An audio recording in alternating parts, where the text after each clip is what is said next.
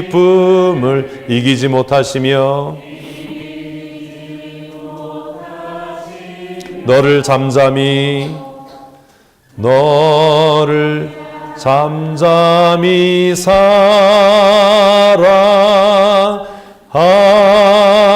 사랑하시며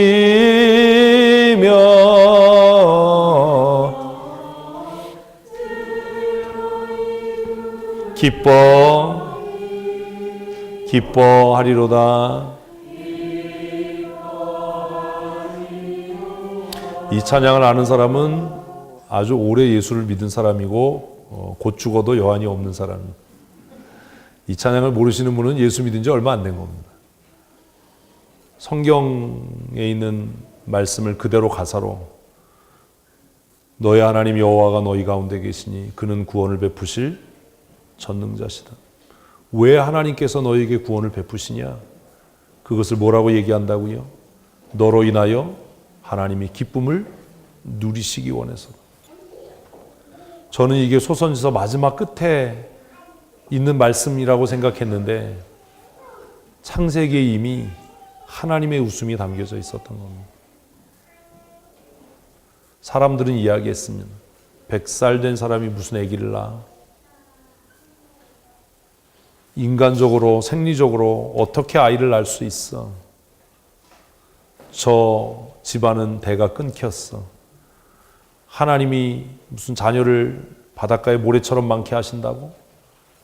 하늘의 별처럼 많게 하시겠다고? 다 끝났어. 라고 그들이 비웃고 조롱할 때 하나님은 약속을 따라 살아가는 아브라함과 사라를 보시고 뭐 하셨다고요? 웃으셨다는 거예요. 걱정하지 마라. 누가 이룬다? 내가 이룬다. 약속하신 하나님이 이루실 줄로 믿습니다. 우리는요, 늘 어떻게 할까를 고민해요. 정신 차리고 잘 들으세요. 어떻게 할까를 고민한다는 건 내가 인본주의자라는 증거입니다. 창세기 12장부터 지금까지를 보면 어떻게 할까를 고민하는 건 누가 할 일이에요? 하나님께서 하실 일이에요. 여러분이 하나님입니까?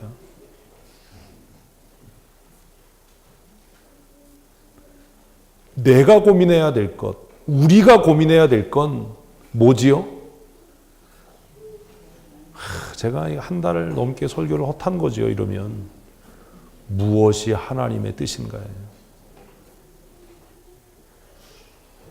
진짜 우리가 고민해야 될 건 한번 따라 하십시다. 무엇이 하나님의 뜻인가? 고민의 종류가 잘못된 겁니다. 선교사로 나가는 것이 하나님의 뜻이면 방법은 누가요? 하나님께서 이루실 줄로 믿으십시오. 선교사를 보내는 게 하나님의 뜻이라면 그 재원도 하나님께서 마련할 줄로 믿으십시오. 왜 앞에 고민해야 될 건 안 하고 왜 뒤에 걸 고민합니까? 이건 하나님이 하실 일인데요.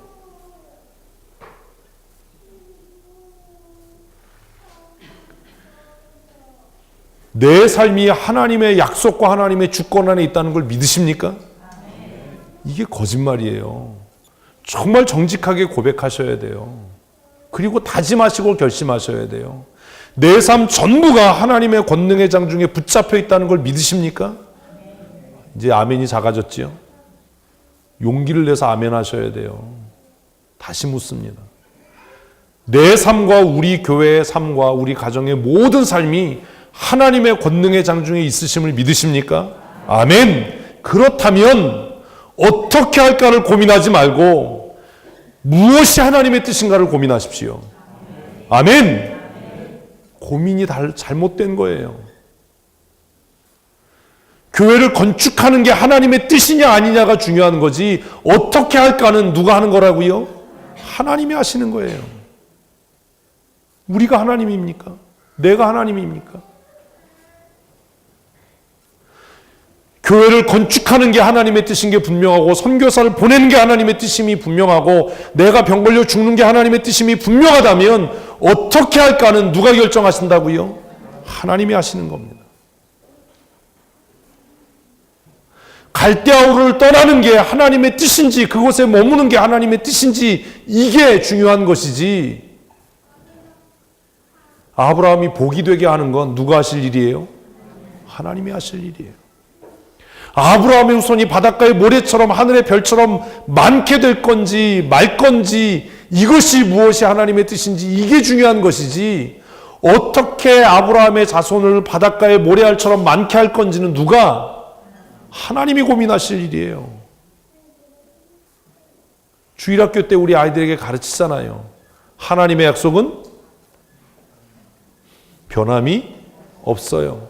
하나님의 약속은 변함없어요. 7색깔 무지개.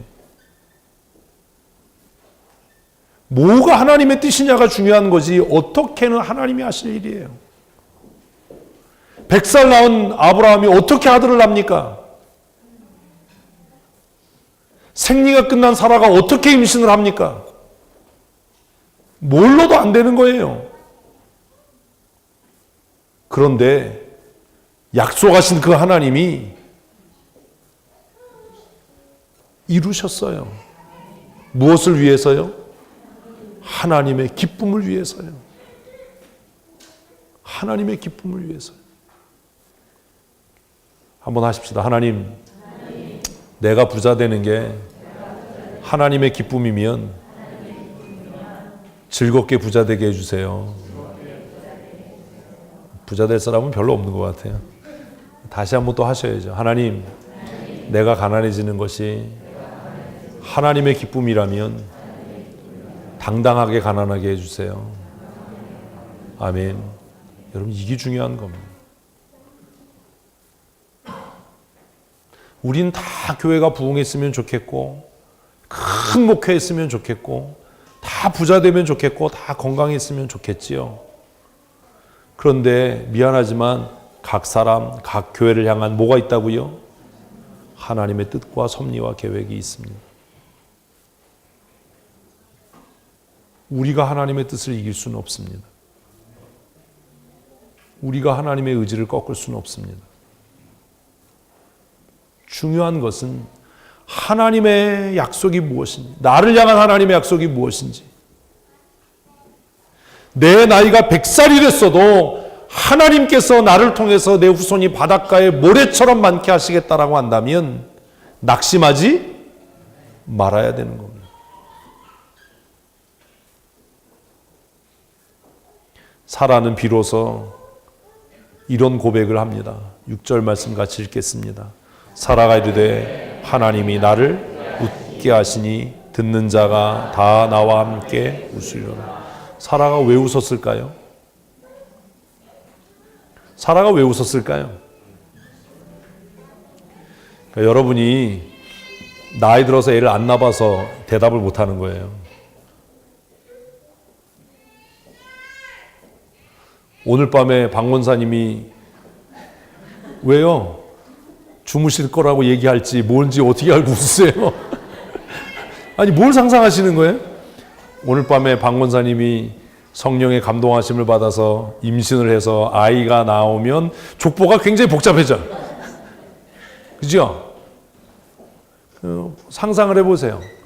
근데 오늘 밤에 정말 하나님의 강권적인 은혜로 내가 임신을 했어요. 그럼 한 6개월까지는 괜찮지만 7개월 됐을 때 교회 나오기 얼마나 쪽팔리겠어요. 그죠? 사라가 그랬을 거 아니에요. 막 감추고 다니고 막 있을 거 아니에요. 그러다가 내년 이맘때 애를 낳은 거예요. 누가? 박 원사님이 내년 이맘때 애를 낳았어요. 상상만 해도 우리 웃잖아요. 박 원사님 애를 낳았어요. 그럼 박 원사님 왜 웃으시겠어요? 박 원사님. 네? 기가 막혀서. 그러니까 이게 제가 왜 이걸 묻냐 하면 이게 남 얘기니까 사라가 왜 웃었을까 이러니까 얘기가 안 되는 거예요. 뭐 기뻐서 웃었어요? 아니에요. 사라가 웃은 건 하도 기가 막힌 거예요. 아이야, 내가 이 나이에 애를 다 낳고야. 기가 막히다. 제가 설교 준비하면서 고민을 했거든요. 사라가 왜 웃었을까? 야, 하나님이 하시는 일은 어때요? 참 기가 막힌 거예요. 사라가 애 낳았대. 사람들이 그 얘기를 들을 때 야, 하나님이 위대해, 하나님이 놀라워 이 얘기했을까요? 아니에요. 우리 그렇게 경건해서 다 듣는 사람마다 뭐라고 했어요? 기가 막히다. 야, 몇 살인데? 야, 70이래. 남편도 없다며 바람났나 보지 뭐. 주희야 좋겠다. 새 아빠 생겨서. 기가 막힌 일이 생긴 거죠. 남편이 몇 살이래? 100살이래? 야, 이 아주 책이다, 야.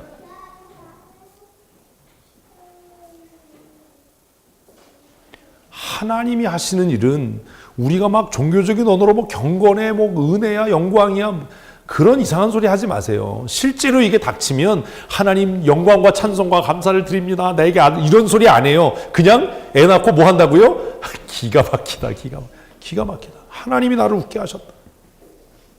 사라가 왜 웃었냐? 기가 막힌 거예요. 신앙생활하는 건 어떤 삶이에요? 기가 막힌 삶을 사는 거예요. 아멘도 안 해, 이분들은. 제가 한 주간 이렇게 말씀 묵상하면서 그런 거예요. 신앙생활은 날마다가 어떤 삶? 기가 막히고 코가 막힌 삶을 사는 거예요. 어떻게 이런 일이 일어날 수 있냐? 어떻게 이런 일이 일어날 수 있냐고요? 따라하십시다. 하나님은 하나님의 기쁨을 위해 반드시 이루십니다. 아멘. 중요한 건 하나님의 약속이 뭐냐예요. 하나님의 약속이 뭐냐? 나를 향한 하나님의 뜻이 뭐냐? 그 뜻이 뭔지도 모르면서 부자 되게 해주세요. 건강하게 해주세요. 백날 기도해봐야 마음속에 뭐만 생겨요? 회의만 생겨요. 무슨 회의요? 왜 내 기도를 듣지 않으시는가? 왜 안 들어요? 하나님의 계획과 관계가 없거든요. 하나님이 그러시는 그건 네 생각이고 내 계획은 달라. 내 뜻은 달라. 어떤 상황에 처했을 때 이 상황을 해결하려고 노력하지 마십시오. 나를 이 상황 속에 집어넣으신 하나님의 뜻이 무엇인지를 이해하셔야 합니다.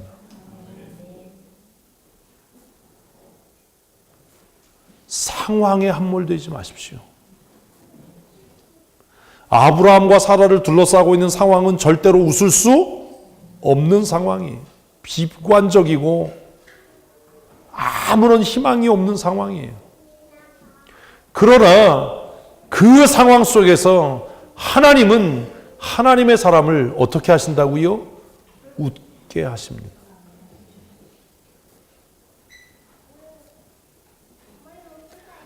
우리의 삶의 마지막 끝날에 결국 하나님이 이기셨습니다. 결국 하나님의 뜻이 이루어졌습니다라고 고백하고 웃을 수 있는 믿음의 사람들이 되셨으면 좋겠습니다. 그리고 뿐만 아니라 한 걸음 더 나아가서 누가 함께 웃는? 나와 관계하고 있는 모든 사람이 웃을 수 있는. 사라가 뭐라고 고백한다고요? 듣는 자가 다 나와 함께 웃으리로다. 듣는 자가 다 나와 함께 웃으리로다. 지금 상황 속에 갇히지 마십시오. 뭐가 있다면, 약속이 있다면, 끝내야 되는데 왜 이러세요? 뭐가 있다면, 약속이 있다면 상황 속에 뭐 하지 말라고요? 갇히지 말라고요. 그래서 성경은 하나님의 약속이 있는 사람은 우겨 쌓임을 당하나 쌓이지 않고, 아멘, 넘어져도 다시 일어날 것이라 약속하는 겁니다. 우리는 상황 속에 무너져 내립니다. 상황에 갇혀서 낙심합니다. 우리가 해결할 수 없는 정말 어렵고 큰 상황에 갇힐 때 그 상황을 보지 마시고 뭘 보라고요? 나를 향한 하나님의 약속을 보십시오. 약속을 붙드셔야 됩니다. 지난주 중에 안시성 영화를 봤습니다. 그 영화를 보면서 많은 생각을 했습니다. 이런 역사를 주제로 한 영화들이 참 조심스러워요. 역사를 모르는 사람들은 영화 보면 그게 또 다 사실인지 알잖아요.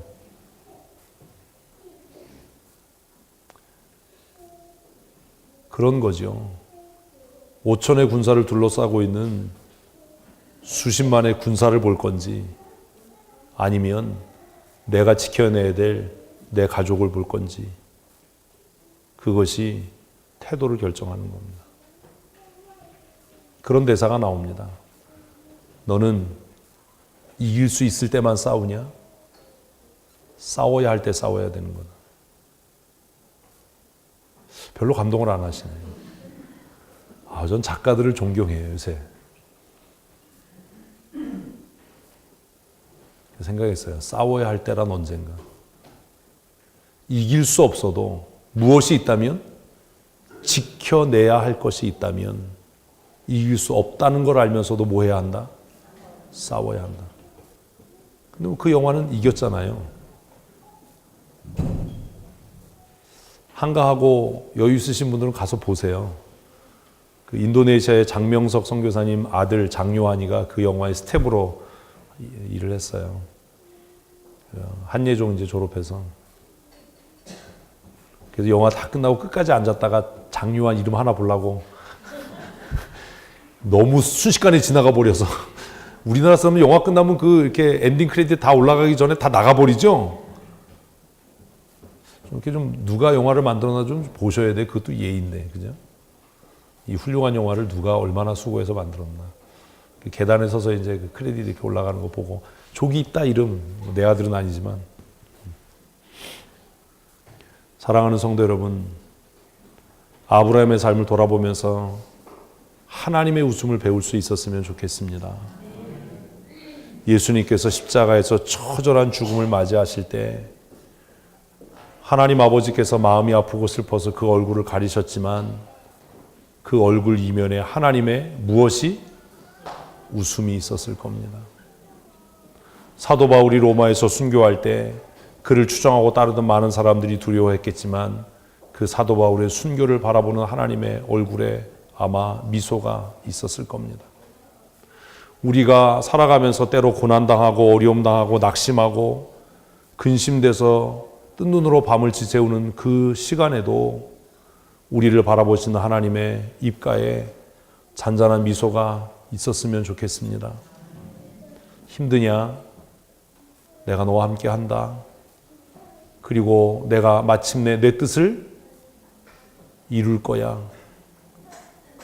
너로 웃게 할 거고 너로 인해 모든 사람들이 웃게 할 거야 라고 하는 하나님의 웃음을 볼 수 있었으면 좋겠습니다. 사랑하는 성도 여러분, 상황을 바라보지 말고 하나님의 약속을 붙잡고 살아가는 믿음의 사람들 다 되시기를 축복합니다. 사라는, 그 늙은 할머니 사라는 자신의 품에서 꿈틀거리고 찡찡거리는 아들 이삭을 품에 안고 하나님이 나를 웃게 하셨다. 지난 25년 동안의 아픔과 슬픔, 90년간의 자식이 없어서 당했던 수모와 멸시, 그 시간들을 회고하면서 마침내 하나님이 나를 뭐 하셨다? 웃게 하셨다. 언젠가 우리의 삶에 이런 날이 올 줄로 믿습니다. 하나님께서 나를 그렇게 가난하게 하시고 그렇게 힘들게 하시더니, 하나님께서 나를 병들게 하시고 그렇게 아프게 하시더니 이제사 하나님께서 나를 웃게 하셨다. 그리고 이 소식을 듣는 모든 사람들이 나와 함께 웃게 될 거다.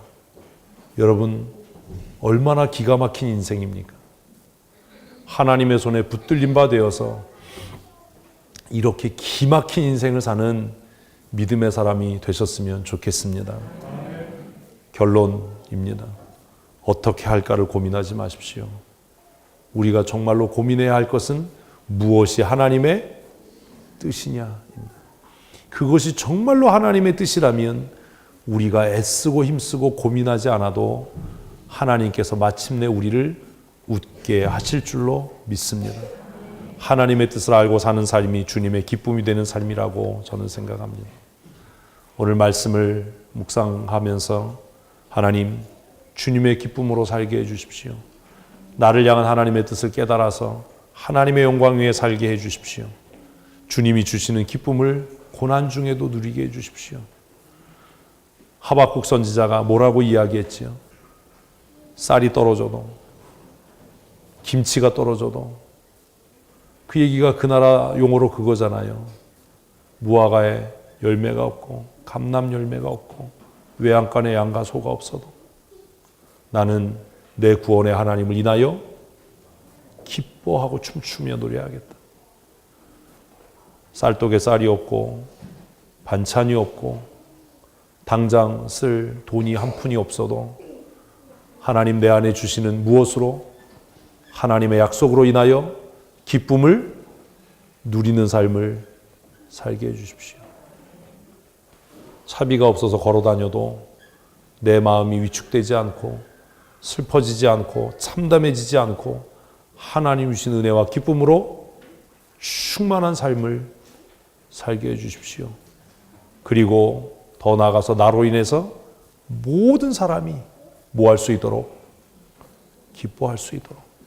사라가 아들 이삭을 품에 안았을 때 많은 사람들이 와서 그렇게 애 없어서 고민하더니 자식이 없어서 그렇게 슬픈 나날을 살더니 하나님이 이런 복을 주셨어 라고 고백하는 것처럼 내 고난의 날과 시험의 날들을 회상하면서 모든 사람이 나로 인해 기뻐할 수 있는 그런 은혜를, 그런 기가 막힌 인생을 하나님 살게 하여 주시옵소서. 우리 함께 기도하겠습니다.